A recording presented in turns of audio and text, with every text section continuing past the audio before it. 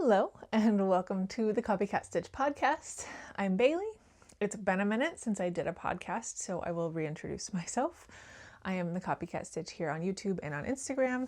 My co-host Annie is probably taking a nap on this very cold day and hasn't realized that I started rolling, but as soon as she does, I'm sure she'll zip in here and interrupt us. It's been a long time. It's been months. I haven't done a podcast since November, and part of that was I don't podcast during Vlogmas because I'm doing nearly daily videos anyway. And then there was a few more reasons. The largest reasons that I would cite are definitely finding a new work-life balance at my new job, especially because my commute gets me home so much later than I used to. I have so few hours in the evening to work with now, and that has left me with a lot less time for this particular hobby. I'm working on it.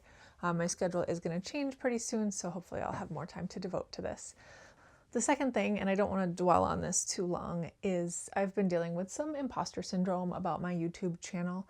I've been struggling a lot with watching newer channels grow significantly faster than mine and just had a difficult time emotionally separating the success of my channel from myself. It can feel like maybe I'm the problem, and maybe that's not the case, but it's difficult to put yourself out there like this and see others have such easy success when I feel like I've been working at this for quite a while. So not to say I'm not happy with where that we are. I'm very pleased that you're all here and that you continue to join me, and you've had such kind words for me on my last slew of videos, all the Vlogmas videos and the one I put out in January.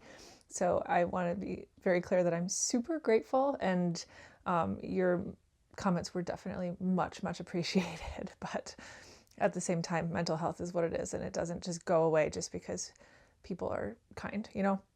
So that, and the third reason that I've been struggling with sitting down to film this being, well, actually I should say there's four.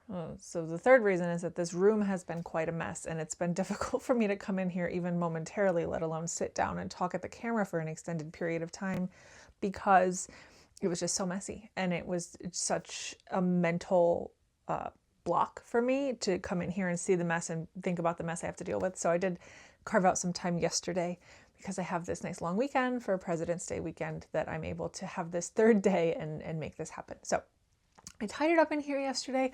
I didn't put everything away, but I sorted it.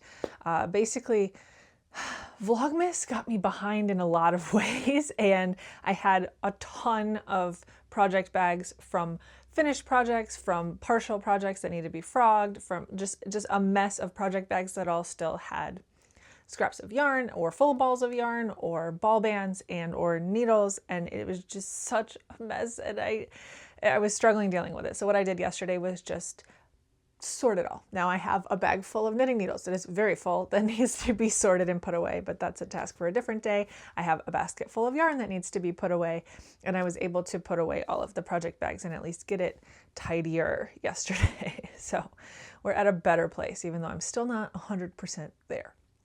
So between all those things, I've been struggling with sitting down to film this. I guess the fourth thing that I forgot to mention is just that it's been so long since the last one that I feel like I've got too much to talk about, and I don't know how to get it all in order in my head. If I actually talked about every finished object and every work in progress and every acquisition since the last one, this would be like 3 hours long, which I don't want. So the decision I've made is just to sit down and talk about the highlights. And I'm going to show all the finished objects that I have here with me. I'm going to show all the projects I've been working on the most, and a handful of acquisitions that I am most eager to talk about. But other than that, like, I'm not going to be too hard on myself if I miss things, right? It's been 3 months and I'm not going to be able to touch on everything. So this is kind of a clean slate, fresh start. Let's just talk about the fun stuff and get back to the fun joy of interacting via podcast, right? Some finished objects. First of all, I finished this Berlin scarf. Now, I don't know if you were around last year, but this is something I started last spring because Knits did a little knit along for it, and I had been admiring hers in her podcast anyway, and I had yarn in stash that would work for it. So I cast it on, and I got so far through it And then when I was like 95% done, it was spring and too warm to wear it, and I just shoved it in a bag. Now, I think during, oh, you know what? It was during my year in review recap video that I put out in January. I talked about how I'm laughing at myself, and you'll see why in a second. This pattern, which is by Suzanne Muller. Also, while I'm at it, I found this drop stitch. If you can see it here. Boop. I found that almost immediately after casting this off, but you know what? This yarn is so toothy that I've just been wearing it anyway. And this scarf is a delight to wear, and I'm just going to ignore it. And maybe if it starts to unravel at some point, I'll repair it and maybe try to felt it in, but it's a problem that I've found it worthy to ignore. So anyway, in my year in review video, I discussed how this is knit in a tube, and I had 5 balls of this yarn. Forgive me, I don't remember what the yarn was, but I had done the construction for this scarf is to just cast on the tube, knit the whole tube, and then at the end you're meant to go back and do these double knit fringy bits on both ends. But what I did was, you know, use up a full ball or even more, I don't remember, but when I got to the end of a ball, weighed the new ball, did the fringe on the starting end, and then weighed the new ball afterwards to see exactly how many grams of yarn I used for the fringe.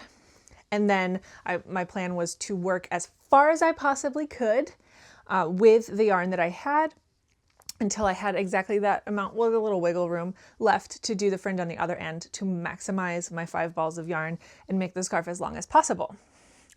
And in my year in review video, I pointed out that last year, I basically did the whole tube, right? I knit up until I had that amount of grams left, and then the thought of doing the fringe was too much, especially in spring, so I set it aside to do the fringe later.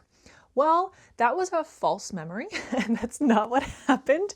I believed that was what happened. So when I took this project back out one weekend, I was just in January very determined to try to finish up some old unfinished objects, or I guess whips, whatever you want to call this one.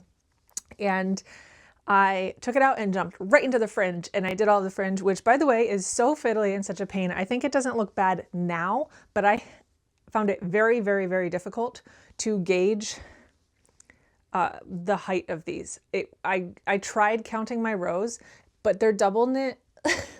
They're double knit 4 stitches wide. So each row is literally 2 stitches, and I just found it mentally impossible to keep track of the amount of rows I did because the rows are so minuscule. And they were so wonky before I blocked it. They were like zigzag up and down. Some of them were clearly like 3 or 4 rows shorter than some of the other ones. And I found it really, really hard. And I mean, every single row I was trying to measure it up against the previous rows, and they looked the same when I laid it out. And then after I bound off, they were all over the place. But as you can see, they didn't block out too bad. Some of them are very stretched, and I think it kind of affects the edge of like where the edge of the tube is to a degree, but I don't think it's noticeable. Anyway, back to my story. I took this project out again for the year. I jumped right into the fringe because that's where I believed I had left off. And when I finished the fringe, I had like 20 grams of yarn left because I was incorrect. And I had not knit all the way until I had the right amount left. I was a little short of that when I hit my warm weather buffer and just put it away. So I ended up doing a little scarf surgery on this one. What I did was snip 1 stitch. I kind of then picked back 1 full row until the 2 halves were separated. The half with the tail I set aside. The other half, I picked up all the stitches. I joined, because this is wool, I just like spliced the end with the remaining 20-ish grams of wool, and I knit until I ran out. And then I used the long tail from the full unpicked row on the other side to graft them back together using Kitchener stitch. Before I blocked it, I thought it was really obvious and maybe a huge mistake. I think it's on this side. As you can tell, after blocking, I'm not entirely sure even where it was. So I think it worked out fine. Maybe it's here. I don't know. There's a lot of inconsistencies with this. My tension was not great on this project. Anyway, I think it worked out great. I love this pattern. And I mean, I don't know if it's even this pattern. I love this construction. This like very fluffy, bulky yarn, double thick in the tube format has been really, really comfortable. And with my new job, I walk home from work every day. So I'm outdoors for about half an hour after work. I live in central New York, so it's really quite cold. We've been dealing with a lot of snow this year, much more snowfall than we've had the last like 5 years. And this has been a dream. I don't know, just because of the fabric it creates with this double thick wall of bulky knit, it holds up, right? It just like, I'm wearing the microphone, so I don't want to talk while I'm doing that, but it creates like the perfect sort of wool barrier that stands up and creates a wall around my neck. And also I just think it looks classy. I do sort of regret this color because even though, I guess I don't regret the color for the sake of the scarf. I like the scarf. I love the color. However, the two coats that I wear the most are other shades of tan, and it just kind of looks dumb with the coats that I wear. I have one dark colored vintage coat that I love, and it looks great with that, but I don't wear that very often because it's like a size too small for me, and I can't really move my arms if I'm wearing any sleeves. So it's not extremely practical, but again, highly recommend. Even though the fringe is fiddly, I think it's worth it. I really like the finished object. All right, and then I have two more finished objects to show you. Actually, I'm realizing right now that they're both Irene Lynn patterns, who is a designer that I've found really inspiring lately, and I really love her work. And these are the first two patterns of hers that I've made, but I think I will be making more because I really like them. This one is the Cavo Jumper. I never figured out how to say it. I'm already done with it and I never figured it out. I made this out of Knit Picks Wool of the Andes, I think. Again, it's been a minute. But this is my first attempt at an all-over cabled project, and I truly love it. This one has turned out to be not the most practical winter knit because of this really pretty wide neckline. It leaves your neck like really cold and difficult to layer stuff underneath. I have found that if I wear like I haven't used a black one because I don't love black and brown together, but like a white turtleneck, it looks pretty good. But other than that, I'm too cold to really wear it out of the house. But I really love it. I love the honeycomb stitch. My husband has complimented this one a lot. Like I said, I think he just likes the all over cabled look, and I've never done that before, so this one caught his attention. I love the Latvian braid. I'm very, very pleased with this overall. This one is worked in the round from the top down. It's a raglan, but it's like a really weirdly short raglan because the neckline is so wide. It starts so low down where the raglan would normally start. So I think you can see that there's some short rows on the back of the neckline too, because the front of the neckline is so much lower. And yeah, really enjoyable. I always found the idea of all over cables really intimidating, but I'm finding that I didn't need to be afraid of it. I had a really easy time memorizing all the cables. And even though it's so daunting at the beginning of a project like this to see like 5 or 6 different charts, most of them are really simple repeats, right? So by the time you've done a few, you've just got it memorized and you just need to know how long to knit for. And yeah, I do cable without a cable needle. I think on this one there was one wider cable. It's this one here that's 3 by 3, and that one I did use a cable needle for, but all the rest I did without. And I love it. I truly love it. I think I'll be knitting a lot more cables. I'm already knitting some, I'll show you shortly, but I think a lot more cables in my future because truly one of my favorite textures that I've ever made. On my other Irene Lynn, I kind of cast this on a whim, but I'm really pleased I did. I've already worn it a bunch. This is the Mila, probably Mila hooded vest. So I've got a full hood here, and it's got a little I-cord edge on the hood. And then it's this like oversized, I guess, is it technically a saddle shoulder? No, I think it was more, I'm trying to remember the construction of it. I think it was like technically like a raglan. It looks like a saddle shoulder because we've got this little strip of stockinette. But as I recall, when you're knitting it, I definitely remember that you start with the top of the hood. There is a seam along just the top of the hood. So you start with the top of the hood all flayed out, and then you knit flat until you get to the bottom. And then you start working it like a raglan, basically, I believe. It hasn't been that long since I worked on this, but I kind of can't remember. That's bad. Anyway, I really enjoyed this. This is made with a quantity that I had from Rhinebeck last year. Well, 2 years ago, because it's 2025. I had a quantity I bought in 2023 of Lamb's Pride Bulky. So again, I'm really enjoying wool this season. I'm really leaning into like the natural fibers, especially in winter, and finding it very enjoyable. And I'm loving layering wool.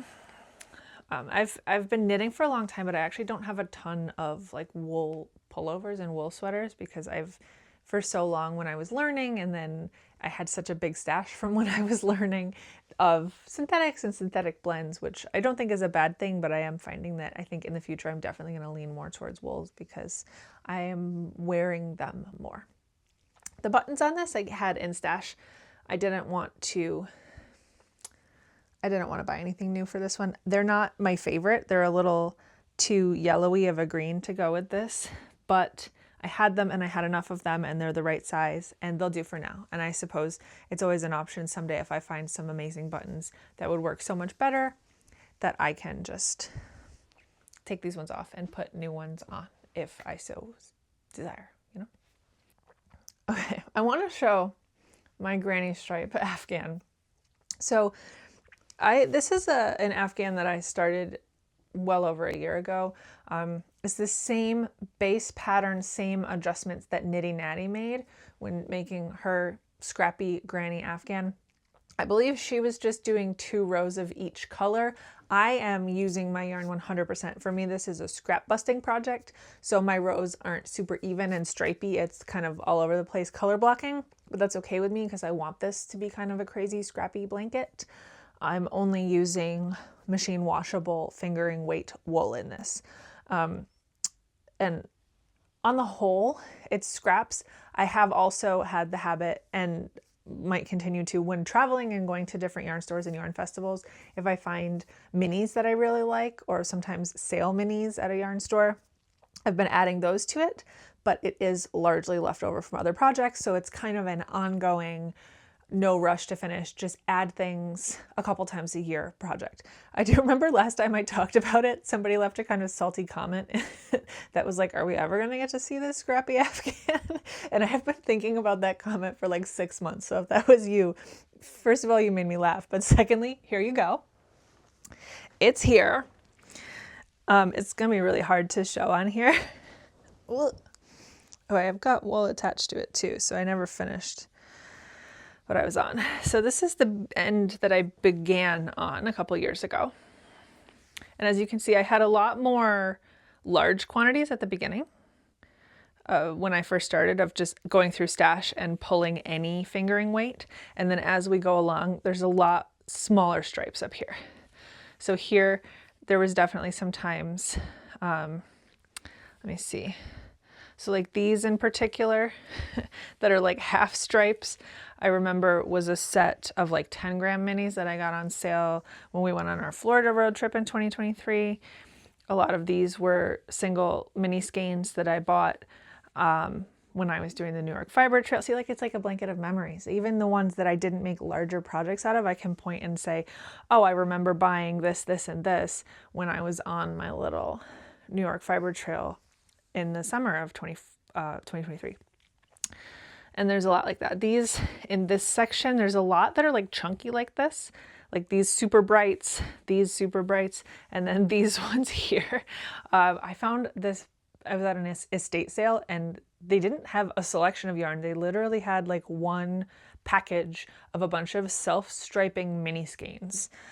And I used most of them in here. There was a couple that were a repeat colorway. So I actually have like almost half a skein. There's like 40 or 50 grams of them between the multiple mini skeins. So I set those aside because I can do something bigger with them. But all of the other ones I just put in here because I'm not a sock knitter and I'm never going to be a sock knitter. and they kind of add to the eclectic nature of my scrappy granny Afghan. So here you go. I'm probably not going to show it again for a year. Take it in. But yeah.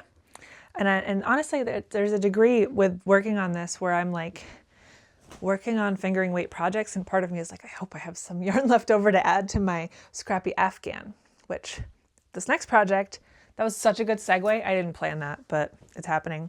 I will have yarn left over and I will be adding it to that Afghan. So if you watched my Rhinebeck era videos, you will remember that I wanted to make another, what is it called? Bright Side Pullover, because Bright Side Pullover is just a free pattern I found online a few years ago that I used 3 skeins of fingering weight tweed that I bought at a fiber festival, just to make a simple stockinette raglan pullover, and it's one of my most worn knits I've ever done. And so I kind of had in mind going to Rhinebeck that I'll allow myself to buy a sweater quantity, but why don't I aim to buy 3 skeins of fingering weight and make another Bright Side, because it's so wearable to me, and that makes a good souvenir, and that's also a very affordable like sweater quantity, right? So I found this special Rhinebeck colorway at the Miss Babs booth.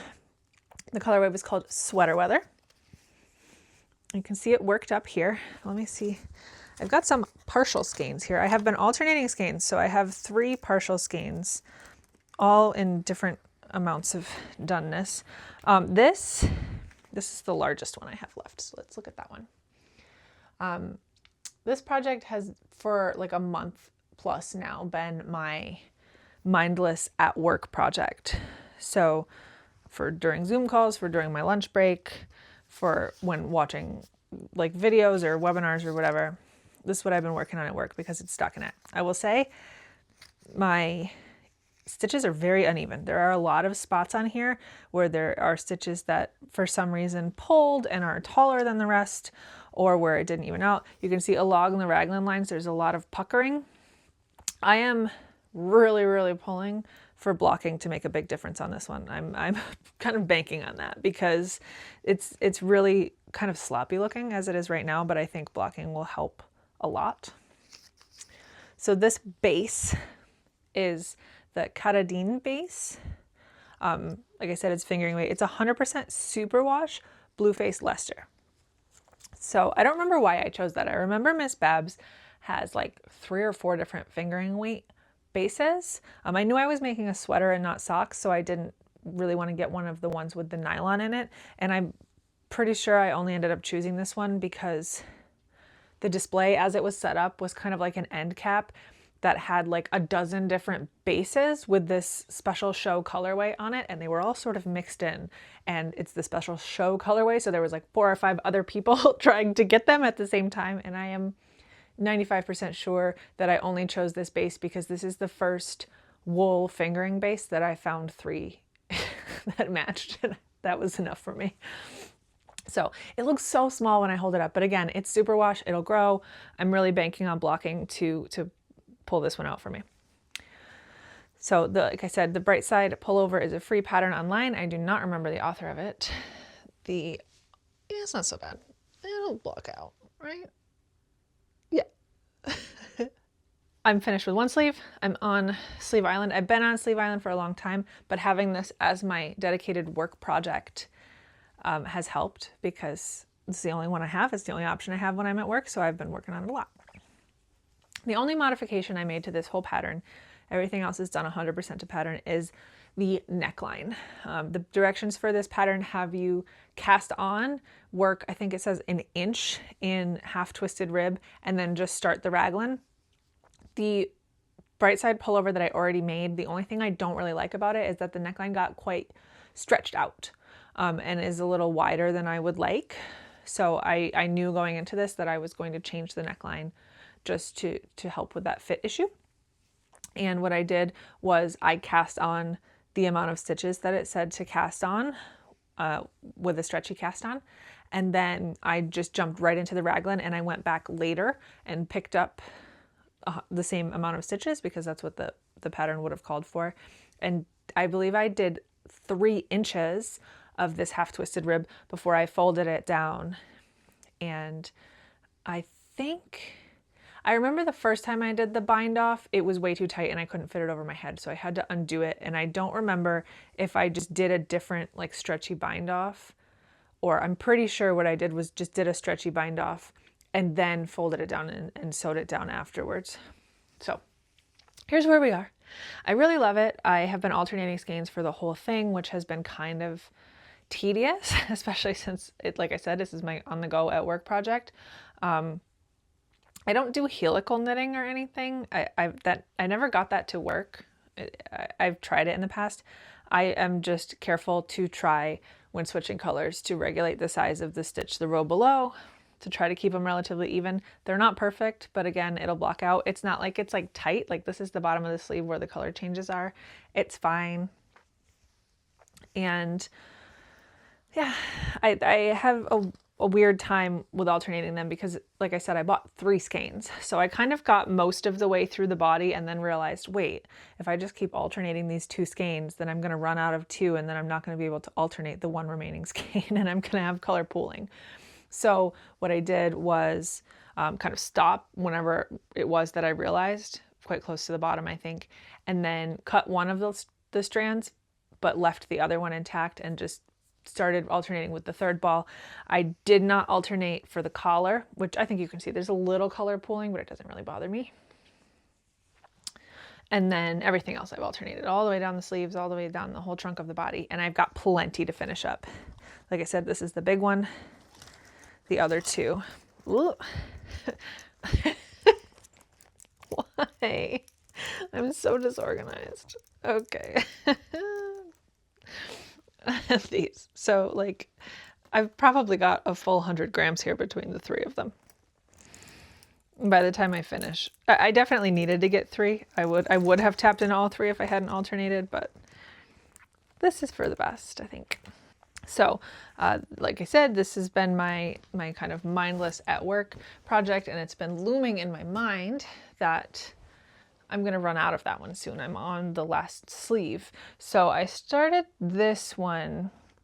Well, I'll be honest. I started this one yesterday because I was kind of, I was really in my head about this podcast, guys, like really in my head. And my husband even like recognized how bad it was and how much anxiety I was having. And he was like, maybe you need to start a new project. Like, which is funny to me because he's not a knitter, but somehow he knows that it affects my mood that much. So he encouraged me to start a new project. So I did. So first of all, if you watched Vlogmas, these might be familiar. These 2 cakes of yarn, I think this is an 80/20 superwash nylon blend. It is from Queensland Collection, Perth base. It's a sort of barber pole, slow fade, fingering weight wool. And I got 2 cakes of this colorway, which is called Fraser Island, which is, I assume, somewhere in Australia because it's an Australian wool and they'd like to name everything after places in Australia. So let me know if you're down in sunny Australia. Oh my God. First of all, I envy you so much. My seasonal depression has been really through the roof. So how's summer? Tell me all about it.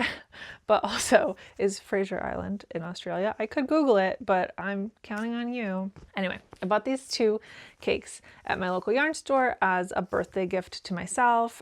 I vlogged that day for Vlogmas. They have a sort of birthday program at my local yarn store where you get a store credit to use your birthday month, and they have a birthday party once a month where everybody who has a birthday that month comes and gets a discount, and you can use your store credit and your discount at the same time. And that's what I did. So these are regularly $23 a piece, and if I recall, I paid about $20 for the pair of them, thinking I would make a shawl. Historically, shawls have been my comfort project. I do love to wear them as scarves. I have found this year, walking home from work, that when I forget a hat, which I've done way too many times for somebody that lives in Syracuse, I find them useful to convert into a hood to walk home. So I bought these intending to make a shawl, and then I had never really chosen a pattern and waffled a bit. So yesterday, when I was kind of having my freak out and decided I should cast something on, I was thinking I should cast something on that can be mindless and has a large volume of knitting, because this is going to turn into my work project, my mindless work project. And I started the Boneyard Shawl. This is a free pattern from Stephen West. I've never made anything from Stephen West before. I'm not entirely sure that this should even count as a Stephen West pattern because it's so simple. And I know that he's known for his really like creative, unique, off-the-wall pattern writing. And this is not that. This is wildly simple. It is, you know, one of those do increases on every right side row to make the triangle shape. And then it's just stockinette, except every so many rows you do this purl bump row. You just knit across the back side to get the purl bumps. And I assume it's called the Boneyard Shawl because it kind of looks like a rib cage. That's my take on it. Anyway, you can see the slow fade, which I'm enjoying. I don't normally make anything blue, but I like it. I think this colorway is really pretty, and it's the nature of this shawl is a little potato chippy because you're always trying to get to that next purl bump. And then also the nature of like a colored shifting yarn is as well. So it's a good combination. So I've been enjoying this. Like I said, I started yesterday. This is just 2 days worth of knitting, but it has been calming. My husband was right. It did improve my mood a lot.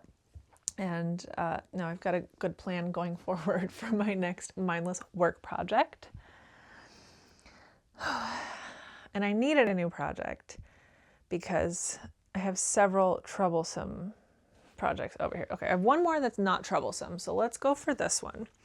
This one is a pattern by Lily Kate France. I think it's called the Calm Down cardigan. You're not gonna be able to see anything except for pet hair because I'm making this on black yarn. I dropped a stitch.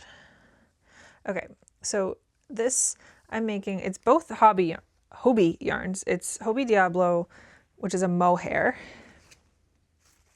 an acrylic mohair blend that I've used in the past and I really like. And it's also a Hobie sock yarn. I think it's called Unicorn. I don't even have, okay, here we go. It's a black sock yarn. What do you want? It's not gonna look like anything interesting.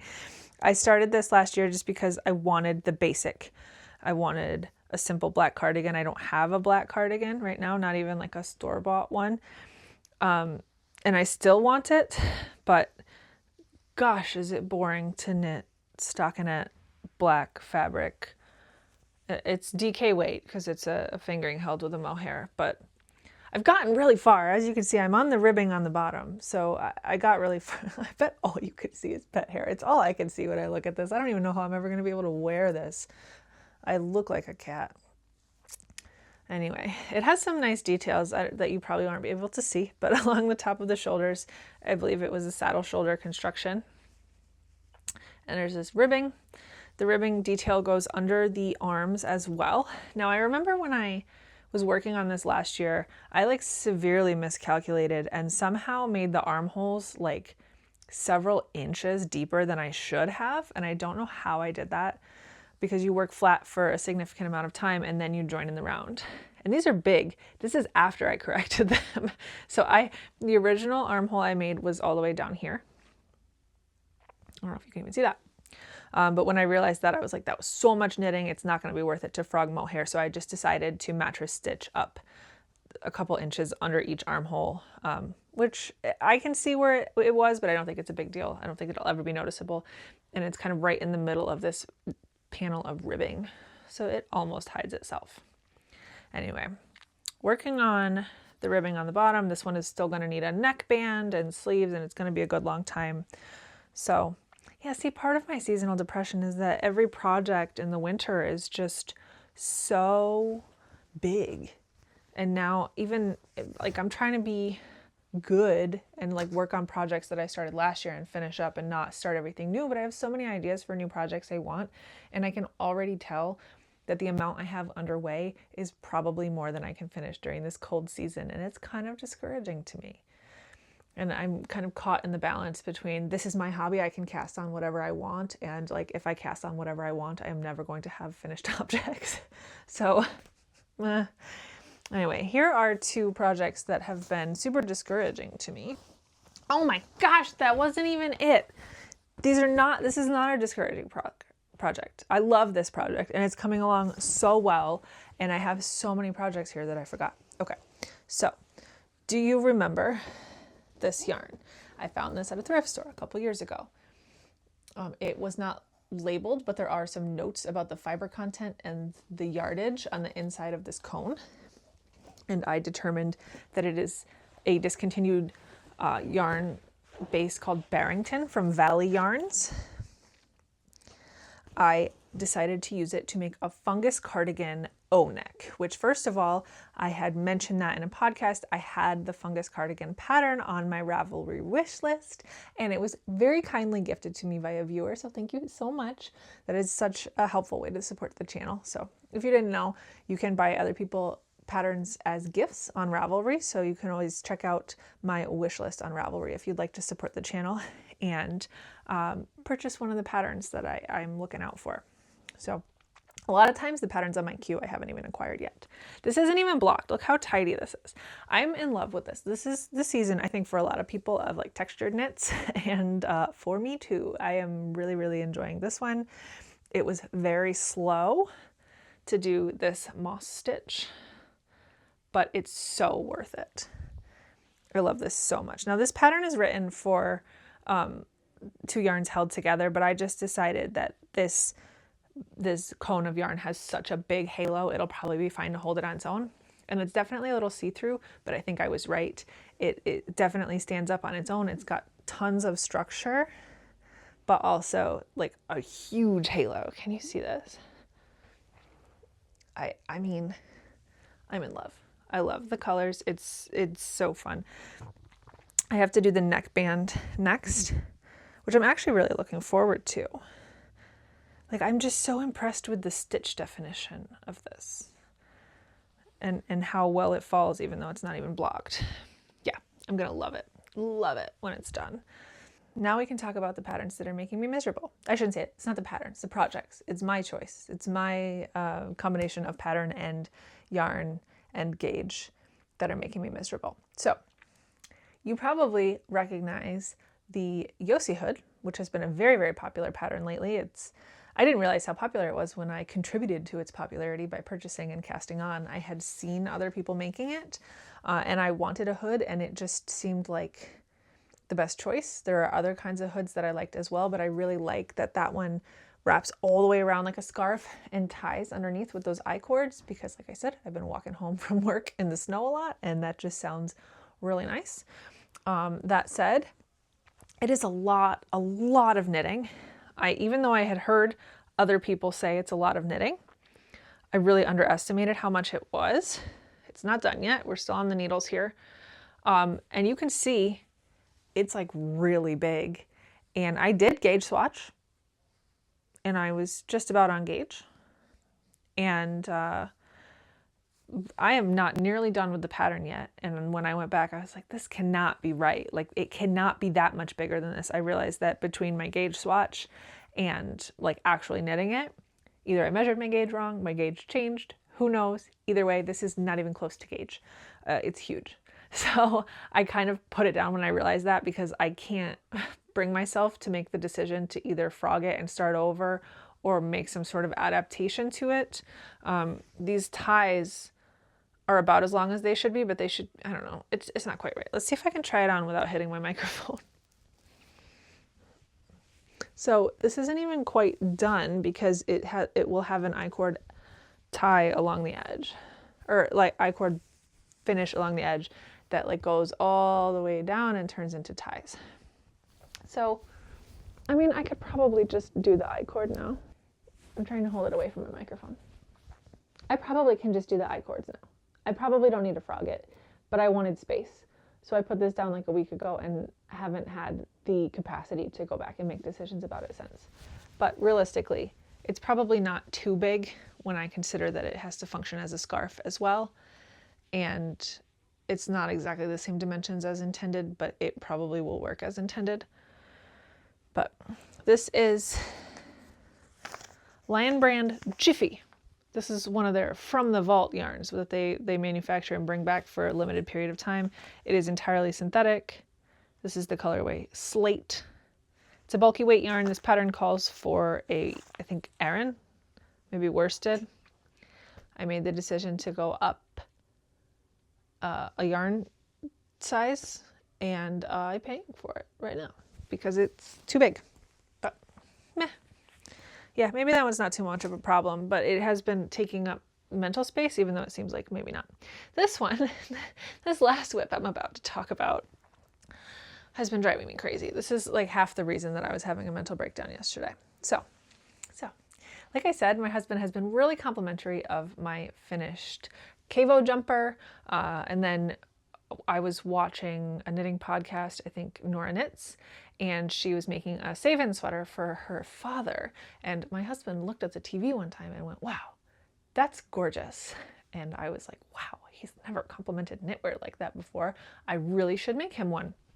I was planning on making him one. I bought 5 skeins of fisherman's wool, which I had never before worked with, from Joann Fabrics. It is so affordable for 100% wool. I can't believe it. Also, in the skein, it feels kind of itchy. I don't like this right now. Working with it is a dream, and I genuinely love it and will definitely be working with it a lot in the future because it's the most economical wool I've ever found.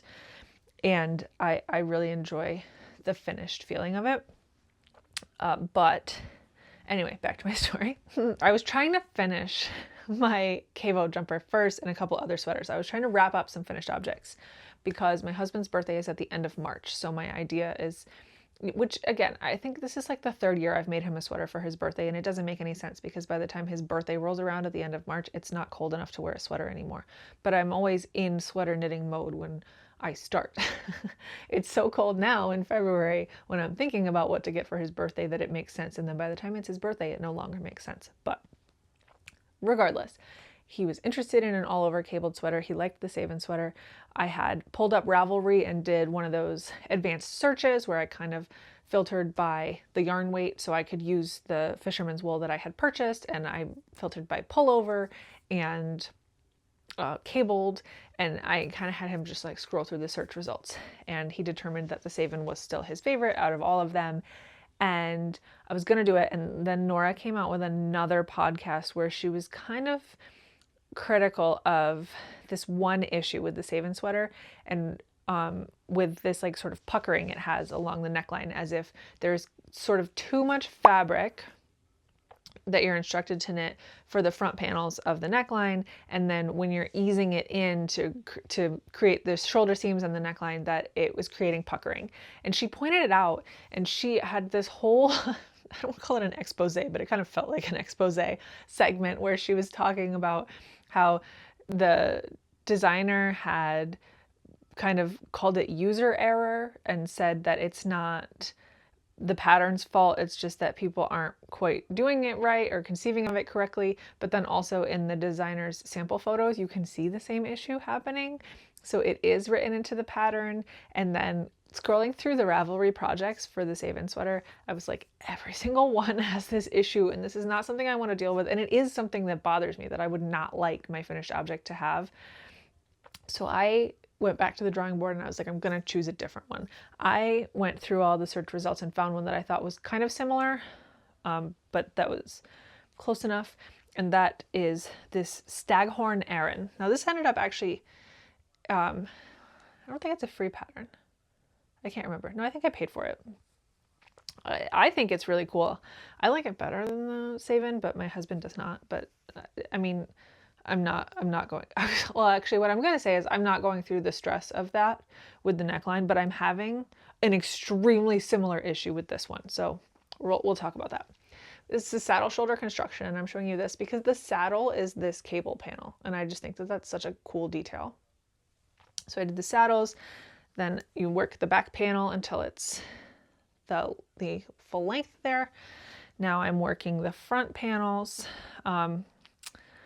and I'm very stuck, and I had to like put this down because it was making me rip my hair out 2 days ago. And I'll tell you why. First of all, these front panels, for some reason, something about them doesn't click into place, and I have had to rip back and redo them like 6 times already for various reasons, different reasons every time. This one, similarly to the Cavo Jumper, I found it really daunting at first to look at all the different cable charts in the pattern, but then almost immediately memorized it, and I've had no issue with the cable repeats whatsoever. So that's great. But the issue I'm having is, let's look at, I don't know what this cable pattern is called. This guy right here. looks really fun, is very simple to do ultimately. That's the center back. It's also at the center front. But when you pick up the stitches for the front panels, you're only picking up enough to do these 3 panels. The small panel, middle, small panel. And then as you're increasing here, you're supposed to increase a certain amount every row and also integrate those stitches into this chart at the same time. And I have done and redone that part specifically, just this little triangle, like 10 times. And something about it is not clicking. And this is a super simplistic pattern. This is the type of pattern that is written for advanced knitters, and you need to be able to do this kind of thing yourself. And I thought I was capable, and on paper I should be capable, but something about this is just not clicking. And I got to the end of the second front panel and I, cast on the other stitches for the middle of the neckline and got to the other side and realized that my patterns don't match up. So I unraveled just that triangle on one side and redid it in a different way, and they still don't match up. And I'm very, very frustrated because to me, I wish that was written out. I wish that what you do for just that triangle was written out in the pattern, because I'm finding this extremely difficult to just come up with on my own. It's so hard when looking at this chart for some reason for me to figure out spatially where, because first of all, you're working from 2 different sides of the chart, right? You're just doing a tiny fraction of the chart. So you have to keep in mind which side of the chart you're on. And I thought I was doing it correctly, and then I thought I did it backwards, so I redid it the other way, and then I thought, no, I didn't do it backwards, I should have done it the first way again. And it's so hard to conceive of where these cables should be when the cable stitches don't exist yet. And it's just mind-bending, and I've had a terrible time with it, and I'm so frustrated trying to figure out just this little neckline bit. And honestly, once I get through this, I'm pretty sure it's going to be smooth sailing, because the front panel is exactly the same as the back panel once you get them joined and can continue working that pattern down. And I had a great time with the back panel. I did it so fast and I couldn't put it down for a couple days. I've been finding cables really potato chippy too for that reason, just like trying to get to the next repeat every time. So that's where I'm at. That's why I needed a mental health cast on yesterday. That's it. Man, see, and this is another reason that it's hard to sit down and film this podcast, because I know I have a mountain of stuff to talk about, but also half of the stuff I have to talk about is like why it's not working, and that means I have to confront the issue on camera, and that can be difficult for me. So I have more projects here. I haven't worked on that really. I have done a few more squares. In December and January, I was doing a bunch more on my Sweet Shop blanket. I'm not going to show it because I'm already running over on time, and it doesn't really look any different than it did before. I've already added all the colors before. I'm just filling in the second half with the same colors. I'll show it again when I'm closer to being done with it. I do have a few acquisitions that I want to touch on. So not a ton, but a handful. So first of all, I bought a large sweater quantity of this on eBay. This is Bernat Creme de Tweed. It's kind of a yellowy off-white, and it's got all these different shades of blue marled into it. And it's a single ply, thick and thin, sort of bulky weight. I don't know. Oh, actually, it's a wool cotton blend. I forgot about that. 60% wool, 40% cotton. So it is all natural fiber. I don't remember how many skeins it was. I think it was like 15 or 16 skeins of it.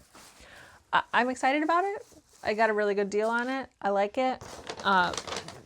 Something I thought I was going to get to knit this year, and now I think I'm going to run out of time, like I said. But I have this Lamb's Pride bulky left over. Oh, it's not bulky. It's worsted. I thought it was bulky. My mistake. This is left over from the Mila hooded vest.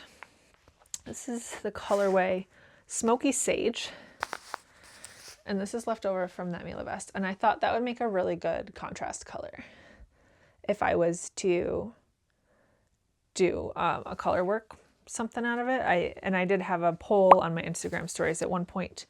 I think I'm going to try to do the Robinia sweater. That'd be fun.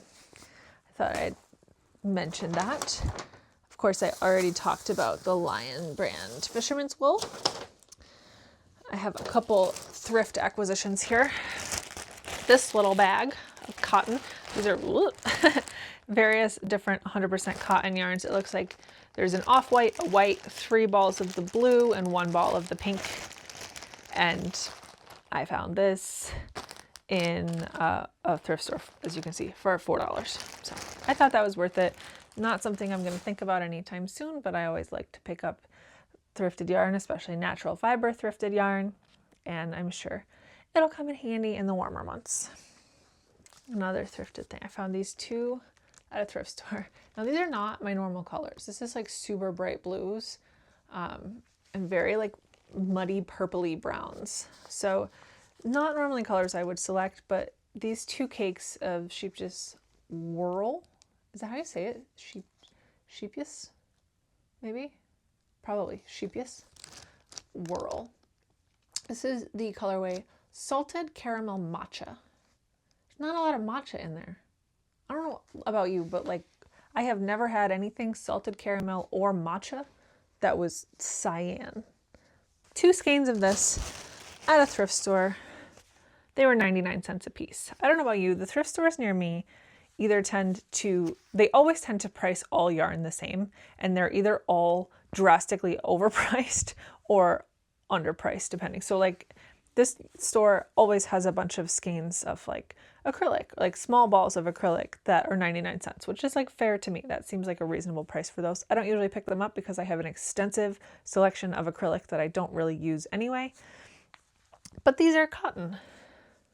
I think it's 100% cotton. If I can find it. Oh no, it's a blend. Excuse me. 60% cotton, 40% acrylic. But it's a nice soft blend. It's a lot of yarn. This has to be a lot of yarn. It feels like a lot. These are 215 gram cakes that each have 1,000 meters in them. So this is literally 2 kilometers worth of yarn that was $2. Like, it'd be foolish not to, right? And then the other acquisition I have was a gift for Christmas. Oh, actually, I wanted to talk about another Christmas gift. Okay. These 3 are alpaca yarn. They are so tremendously soft. I have never felt softer yarn in my life. It almost reminds me of like that like really, really soft cotton that you can get, like brushed cotton. They're Perlita by Lancaster Yarns.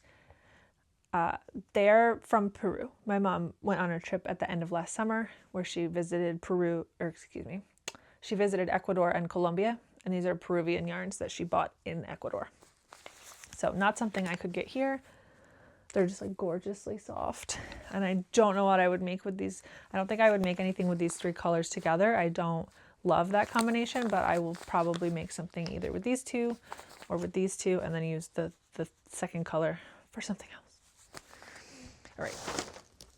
And then the other thing that I forgot to mention is some Christmas gifts. Because again, I haven't been on here since Christmas. My goodness.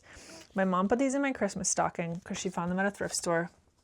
And I honestly think this was my favorite Christmas gift that anybody gave me out of everything, because they are so fun. So they're both knitting magazines from the 80s. This one is English. It's written in pounds. And I truly love this. Like, some of these patterns are so timeless. I will absolutely make things out of this book. I'm thrilled with this book. I just sat around on Christmas morning like drooling over these full color pictures in this little knitting book that cost my mom about $4. I love it. Can't get over it. So I thought that was fun to share, right? I love vintage knitting patterns. Not that there's not enough time. There's not enough time in a human lifespan to knit all the things that I want to knit. So hopefully someday. And then my mom also for Christmas gave me the 2 Kutuvakika knitting books that I have wanted. I did have them on my little Christmas list. But of course, they're kind of a hassle because you have to get them shipped internationally. I did put on my Christmas list that an ebook would be fine, but I ended up with these. So beautiful. I also spent a lot of time sitting and just reading these and drooling over these patterns. And this is a YouTube channel that I love to follow, and I love most of her designs. And yeah, just very practical, nice, easy patterns that I think will be very useful. And I'm very pleased to have all of that. Oh my God. Okay. I feel like I've been talking for like 3 hours. So that is everything I have for you today. Thank you for watching. And do you think they're gone? Because I want to thank you all for the little entries you sent for my end of the video club. I had such fun looking through them. I had a few emails and Instagram messages for the end of the video club projects. So, I mean, by now, some of them were from like early December. So you might have finished these projects. I don't know. Either way, I can't even remember what they were. I feel awful. I'm going to put them up on the screen as I'm talking. So I asked in my last podcast in November for my little end of the video club members to send me what you're working on so we can have a little knit and chat at the end of the video after all of the people that don't care to stay till the end have clicked off, because this is just our fun little secret club. So these are the ones that were sent in. Thank you so much to everybody who shared, and absolutely keep them coming. If you're watching this right now, you're in the end of the video club. Welcome to the inner circle. And please send me on Instagram, on my email address is in the box below. You can let me know what you're working on and send a picture if you want. And it's just fun. I love to get the feedback. I love when it's a conversation and not me just talking to a camera. So thank you so much for making it special for me. And I'm glad that we all get to share. All right, next time it won't be so long in between me asking and showing them, because hopefully I'm going to get back to a routine where I'm doing a podcast or 2 a month. So thanks for sticking around to the end. As always, guys, I'm very pleased that you could make it today and that we could share this. I can't wait to see you in the next one. Bye.